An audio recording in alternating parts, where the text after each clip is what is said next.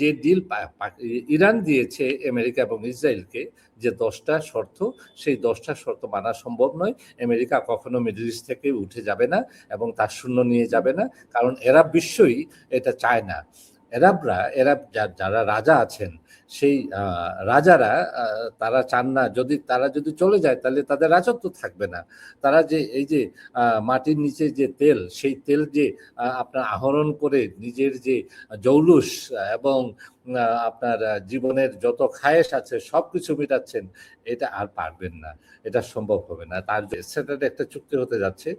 এই চুক্তিতে যারা পার্টিসিপেট করবে তারা হলেন ডোনাল্ড ট্রাম্পের মেয়ের জামাই জেরার্ড কুশনার, এবং আরেকজন রিয়েল এস্টেট ডেভেলপার, উনি হলেন ডেভিড উইটকফ।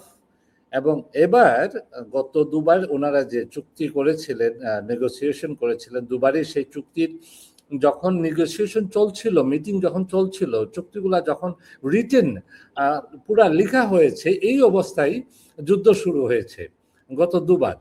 কিন্তু আগামী এই 3 নম্বর বার আবার সেই শান্তি চুক্তির জন্য একই মানুষ এইবার যুক্ত হয়েছেন secretary of state Marco Rubio. দেখেন এখন কে আসছেন পাকিস্তানে আসছেন এখন জেরার্ড কুশনার আসছেন, ডেভিড উইটকফ আসছেন, এবং secretary of state Marco Rubio আসতেছেন। এবং পরশুদিন, আগামীকাল কালবাদ পরশুদিন যে চুক্তি স্বাক্ষর করার জন্য বা চুক্তিতে নেগোসিয়েশন ডিল করার জন্য, আমার মনে হয় না যে ডিল ইরান দিয়েছে আমেরিকা এবং ইসরায়েলকে, যে 10টা শর্ত, সেই 10টা শর্ত মানা সম্ভব নয়। আমেরিকা কখনো মিডল ইস্ট থেকে উঠে যাবে না এবং তার শূন্য নিয়ে যাবে না, কারণ এরা বিশ্বই এটা চায় না। এরা যারা রাজা আছেন, সেই রাজারা তারা চান না, তারা যদি চলে যায় তাহলে তাদের রাজত্ব থাকবে না।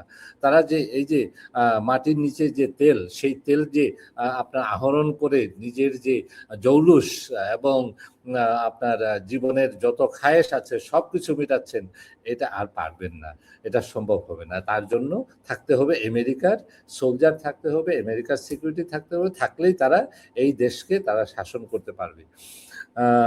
আর ঠিক তেমনি আমেরিকা এবং ইসরায়েল যেভাবে যে চুক্তিগুলা দিয়েছে ইরানকে, যে ইরানকে এভাবে আপনার যেমন নিউক্লিয়ার থাকতে পারবে না, কোনো বম ফেসিলিটিস তৈরি করার কোনো ইন্ডাস্ট্রি থাকতে পারবে না, কোনো ড্রোন থাকতে পারবে না, কোনো ট্যাঙ্ক ফেসিলিটিস থাকতে পারবে না।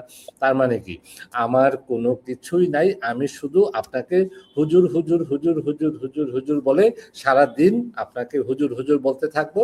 সেই আপনার শাহের আমলে যেভাবে মুসাদ্দেককে 1953 মুসাদ্দেককে বের করে দিয়ে একটা শাহ গভর্নমেন্ট, একটা পাপেট গভর্নমেন্ট বসানো হয়েছিল, এবং শেষ পর্যন্ত শাহ বুঝতে পেরেছিলেন যে বিদেশিরা আমার দেশের সবকিছু সম্পদ খেয়ে যাচ্ছে, আমার কোনো কিছু করার নাই, এখন আমাকে এটার ফাইট ব্যাক করতেই হবে।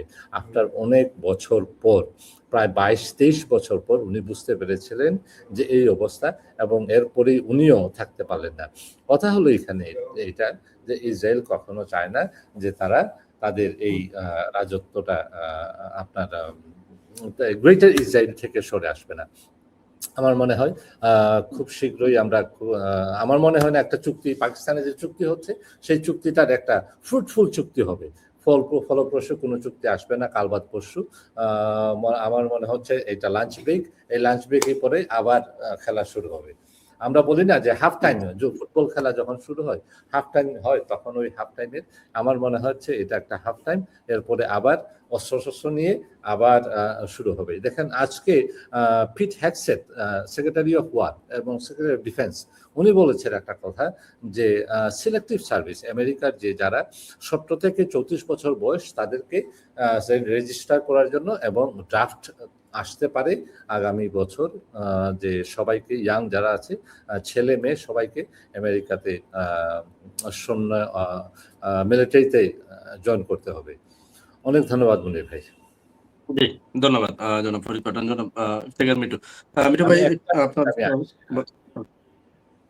আমরা মিঠু ভাইয়ের বক্তব্য পরে শেষ করবো। মিঠু ভাই বলেন।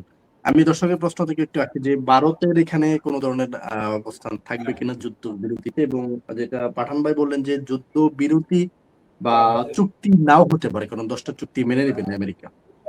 তাহলে এই যুদ্ধবিরতির খেলাটা খেলার কারণ কি? কেন? সেখানে। জি, না এই যুদ্ধবিরতি তো হবে না, যেটা আমি বললাম, যেটা হাফ টাইম শেষ হলো, আরো বাকি খেলা বাকি আছে।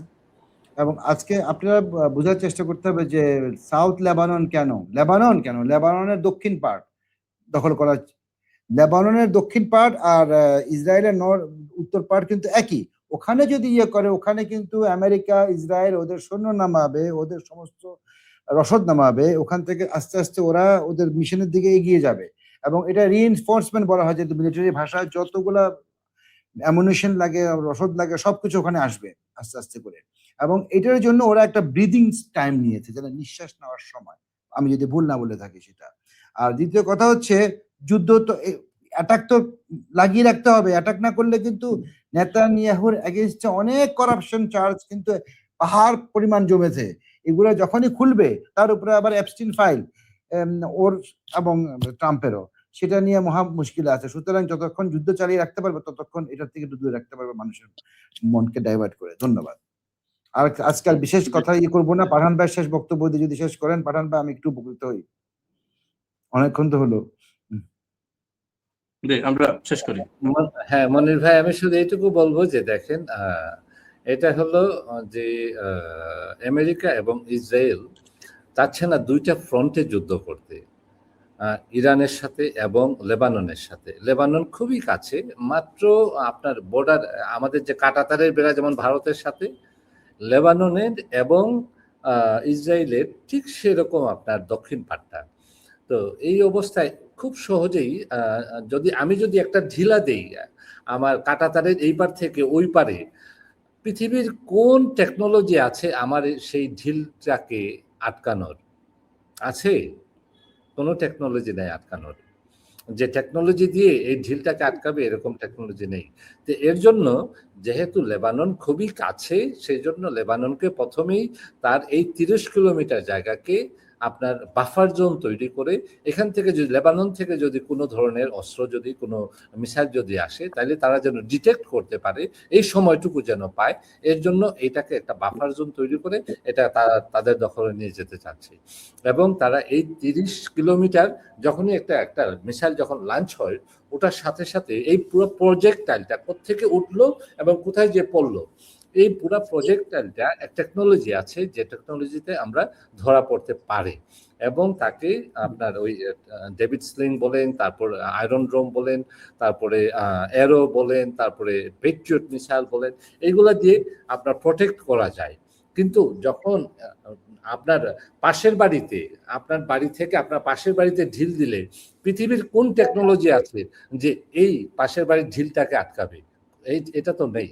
এর জন্য খুবই ইম্পর্টেন্ট ইসরায়েলের জন্য যে এই লেবাননের দক্ষিণ প্রান্তটাকে ধ্বংস করে দিয়ে এই জায়গাটাকে পুরো পরিষ্কার করে, দেখেন আজকে 30 থেকে 200 থেকে 250 মানুষ মারা গেছে ওখানে। আমি খুবই কষ্ট হয়, দুঃখ হয় তাদের জন্য, যারা সিভিলিয়ানরা, যারা ইয়ে হচ্ছে, হত্যা হচ্ছে তাদের এখানে। It's a genocide. আপনার সারা বিশ্ব জুড়ে, পৃথিবী জুড়ে যত লিডার আছে নিন্দা প্রকাশ করছে ইসরায়েলকে, এরপরেও ইসরায়েল থেমে থাকছে না। এবং তার যে পিছনে যে শক্তি, সেই শক্তিটা হলো এই প্যাক। অনেক ধন্যবাদ।